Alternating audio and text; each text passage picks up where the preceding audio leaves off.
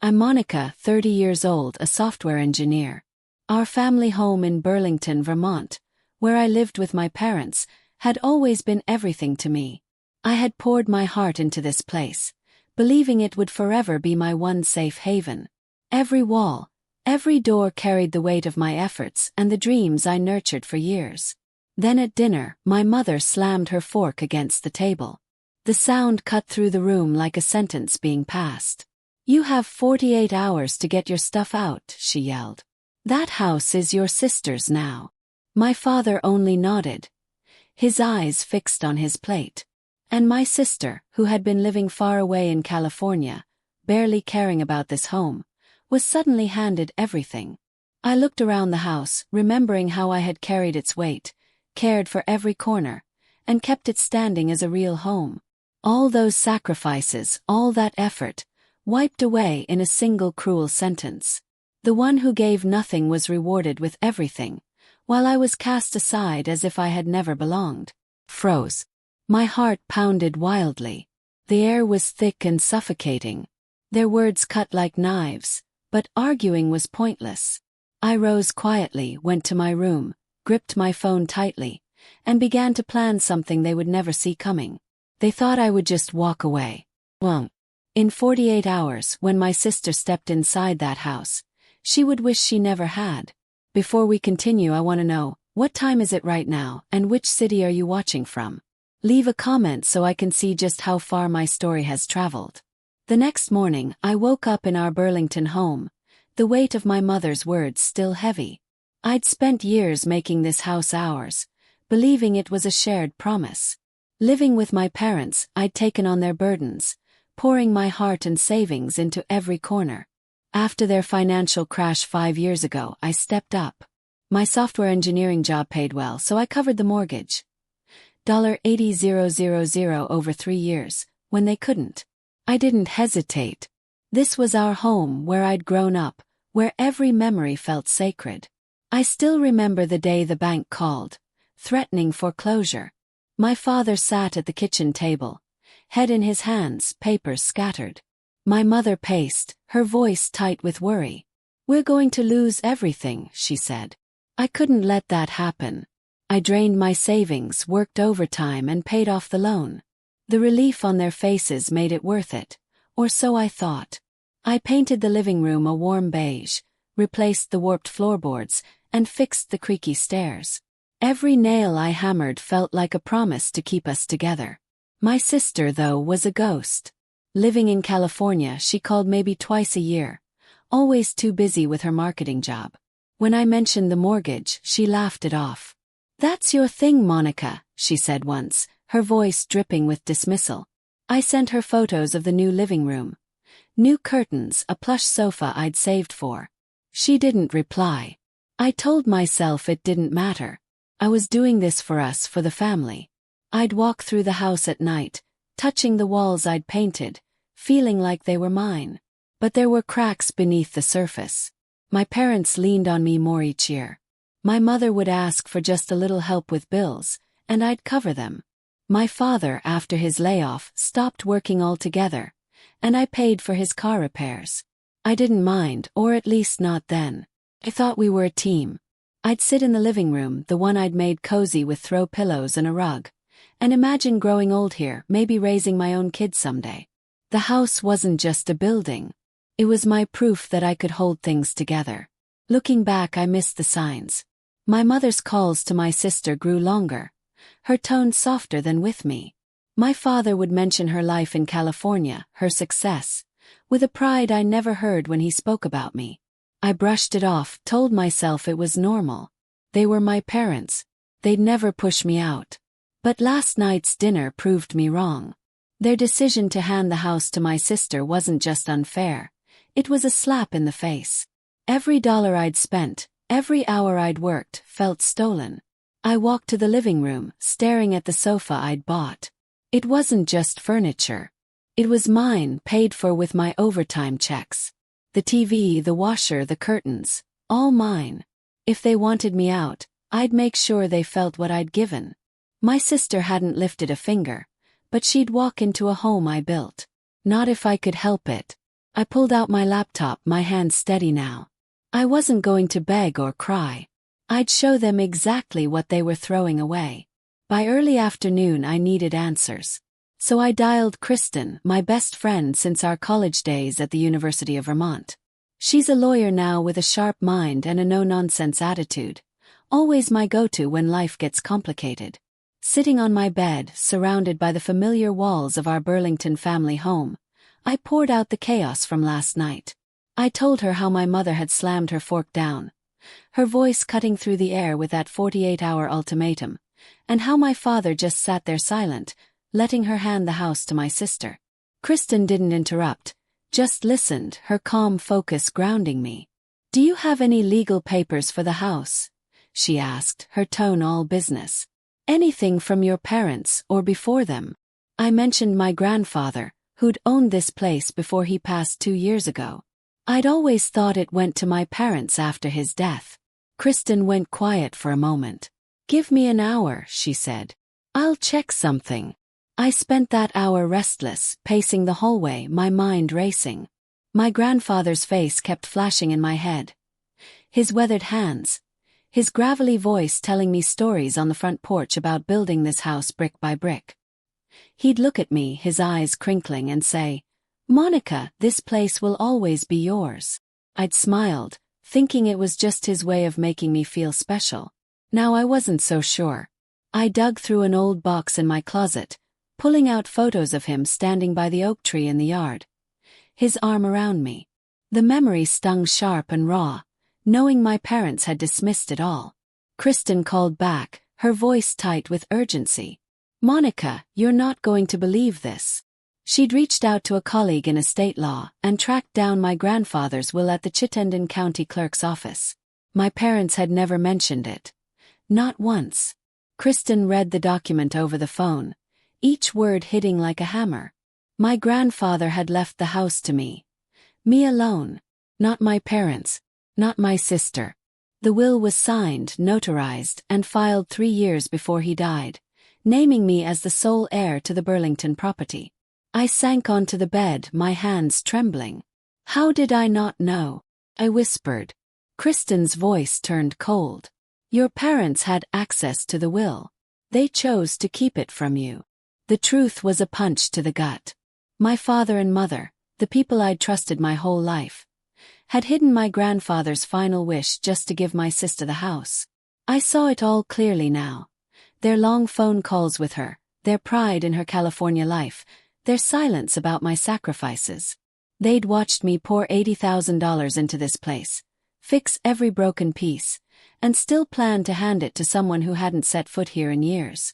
My chest tightened, a mix of anger and hurt. This wasn't just unfairness. It was a deliberate stab in the back, a betrayal of everything I'd believed about family. I stood up, my jaw clenched, and walked to the kitchen. My grandfather's old coffee mug sat on the counter, a chipped relic I'd kept. Holding it, I remembered his promise, his belief in me. They'd tried to erase that, to rewrite his legacy for their own reasons. Why? Because my sister had a family. Because they thought I'd just accept it. I wasn't sure, but it didn't matter. They'd crossed a line, and I wasn't going to let them win. Kristen broke through my thoughts. "This will is ironclad, Monica," she said. "You have legal rights to the house. We can challenge this." Her words were like a lifeline, pulling me out of the fog. I didn't know exactly what to do yet, but I knew I wasn't walking away. I grabbed a notebook from the drawer, my hands steadier now, and started listing everything I could use. Bank statements, receipts, proof of my contributions. Kristen promised to meet me the next morning to map out our options. She mentioned a few legal steps we could take, like filing a claim to enforce the will, but we needed to act fast. My parents thought they had blindsided me, that I'd pack up and leave. They had no idea what I was capable of. I sat at the table, pen in hand, ready to fight for what was mine. The next morning I woke early, my notebook still open from last night's planning. My parents were gone, visiting friends in Montpelier, leaving the house quiet. I stood in the living room, staring at the sofa I'd bought with my first big paycheck, a plush gray piece that took months to save for. If I was being forced out, I wasn't leaving my things behind for my sister to claim. I grabbed a pen and started listing every item I'd paid for. The flat-screen TV mounted on the wall, the stainless steel washing machine in the basement, the curtains I'd picked to match the beige paint I'd rolled on myself. Each item felt like a piece of me. Proof of my years keeping this house alive. I called Kristen to finalize our legal strategy. She was already at her office, her voice crisp over the phone. "We'll file a claim to enforce your grandfather's will," she said. "It's straightforward, but we need proof of your contributions." I pulled out a folder stuffed with receipts. Every purchase, every repair, every dollar I'd spent. Kristen suggested getting a notarized affidavit to document my financial role, and we agreed to meet later to sign it. I felt a surge of control, like I was finally taking back what was mine. But first, I needed to secure my belongings. I searched online for moving companies in Burlington and found Green Mountain Movers, a local outfit with good reviews. I called and spoke to a guy named Tom, explaining I needed a rush job. "Can you do it today?" asked, my voice firm. He hesitated, then agreed to send a truck by noon. I gave him the list: the TV, the sofa, the washer, a few smaller items like the microwave and my bedroom dresser. "This is personal property," I told him. "I'm taking what's mine." Tom didn't ask questions, just confirmed the address and quoted me a price. I hung up, my pulse steady, knowing this was the right move. While waiting, I walked through the house, double-checking my list. The kitchen table, a hand-me-down from my grandfather, wasn't mine to take, but the chairs were. Bought last year after my mother complained about the old ones. I tagged them with sticky notes, marking what stayed and what went. The process was methodical, almost calming, like I was reclaiming pieces of my life. I avoided thinking about my parents or my sister, focusing instead on the task. Every item I marked was a reminder. This was my work, my money, my home. Around 10, the doorbell rang. It was Mrs. Linda, our neighbor from across the street, a kind woman in her 60s who always brought us cookies at Christmas. She'd seen me through the window pacing and came to check in. "You okay, Monica?" she asked, her eyes soft with concern. I didn't tell her about the will or my parents' decision. It felt too raw, but I admitted I was moving things out. "It's complicated," I said, forcing a smile. She squeezed my arm. "You've always been good to this house. Whatever's going on, you don't deserve it." Her words hit hard, and I blinked back tears, grateful for her support.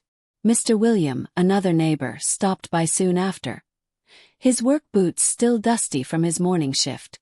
He'd known my grandfather well, always swapping stories about fishing trips.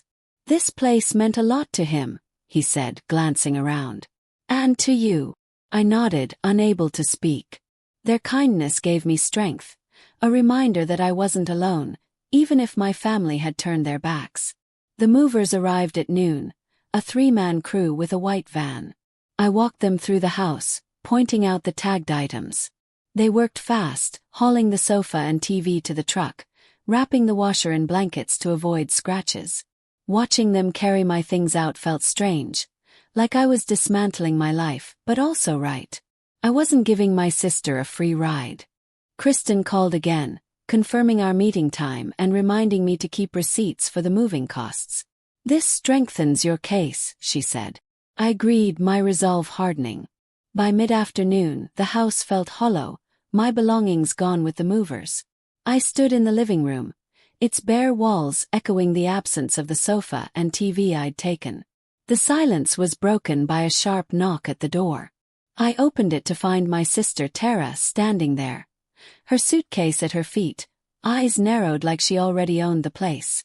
She'd flown in from California, probably thinking she'd walk into a fully furnished home. I braced myself, knowing this wouldn't be civil. Tara pushed past me, her heels clicking on the hardwood. "Where's everything?" she snapped, scanning the empty living room. Her voice was sharp, laced with entitlement. I crossed my arms, staying by the door. "I took what's mine," I said, keeping my tone even. She spun around, her face flushing. "Yours. Mom and Dad said this house is mine now. You don't get to strip it bare." I stepped forward, my voice steady but cold. I paid for that sofa, the TV, the washer, everything I took. You didn't contribute a dime. Her eyes widened, but she didn't back down. You think you're entitled because you threw some money around? This is my home now, Monica. You're out. The air crackled with tension. I clenched my fists, fighting the urge to shout. You haven't been here in years, I said. I kept this place standing while you were off in California, ignoring us. Tara laughed, a harsh, bitter sound. Oh, please. You stayed here out of pity, playing the good daughter. Mom and Dad chose me for a reason. Her words cut deep, but I didn't flinch. They chose wrong, I said, stepping closer. You don't know half of what I've done for this family. She stormed through the house, checking the kitchen, the basement, her face growing redder with each empty corner. The chairs. The curtains. She yelled, spinning back to me. You took everything. I held her gaze. Only what I paid for. You want a house. Furnish it yourself. Tara's hands shook as she pulled out her phone, her voice trembling with rage. You're unbelievable. I'm calling Mom and Dad. They'll deal with you. I shrugged, leaning against the wall. Go ahead. They're not here. She froze, confused. What do you mean? I didn't elaborate, just watched as she dialed, her fingers fumbling. She paced the kitchen, phone to her ear, her voice rising as she spoke to my mother. She gutted the place, Mom. It's empty. I stayed silent, letting her rant. She hung up, glaring at me. They're coming back from Montpelier tonight, she said, her tone venomous. You're done, Monica. I didn't respond, just pointed to the door. You know where the exit is. She grabbed her suitcase, muttering under her breath, and stormed out, slamming the door so hard the frame rattled. I stood there, my heart pounding but my resolve firm. Tara thought she could waltz in and claim everything. She had no idea what was coming. I locked the door, ready for the next move. That evening, I was at Kristen's apartment in downtown Burlington, my belongings safely stored in a nearby unit. My phone buzzed relentlessly, my mother's name flashing on the screen. I let it go to voicemail, knowing what was coming. Tara had called them back from Montpelier, and now they were facing the consequences of their choices. I wasn't ready to hear their voices. Not yet. Instead, I sipped coffee at Kristen's kitchen counter, the weight of the past 2 days settling into my bones. When I finally played the voicemail, my mother's voice was shrill, almost unrecognizable. Monica, what have you done? There's a stranger in our house. My father's voice cut in, heavy with disbelief. Some man claims he owns it now. Explain yourself. I didn't call back.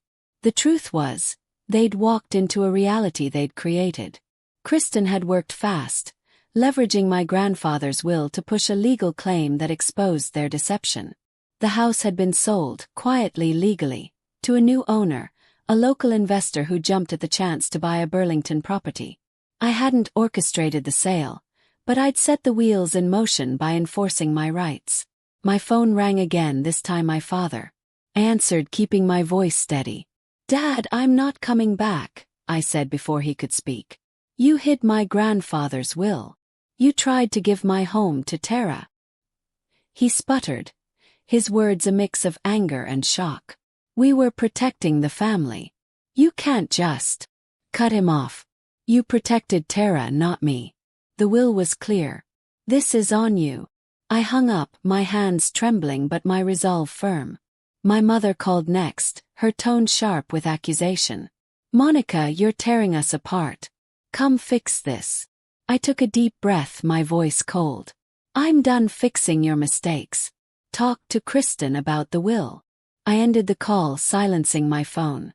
Kristen sat across from me, her laptop open, papers spread out. They're panicking, she said, her eyes sharp. The new owner has the deed. They can't undo this. I nodded, staring at my coffee mug. The house I'd fought for, the one I'd poured my life into, was gone. Not because I wanted it sold, but because my parents' actions had forced my hand. I felt a pang of loss, but also a strange relief. They'd underestimated me, thought I'd fold under pressure. They were wrong. Months later, I stood in my new apartment in Burlington, sunlight streaming through the window. I'd built a life of my own, free from the weight of my family's expectations. I'd landed a job at a local marketing firm, a small but vibrant company where my ideas were valued. My days were filled with meetings, coffee runs to the cafe down the street, and quiet evenings arranging my furniture.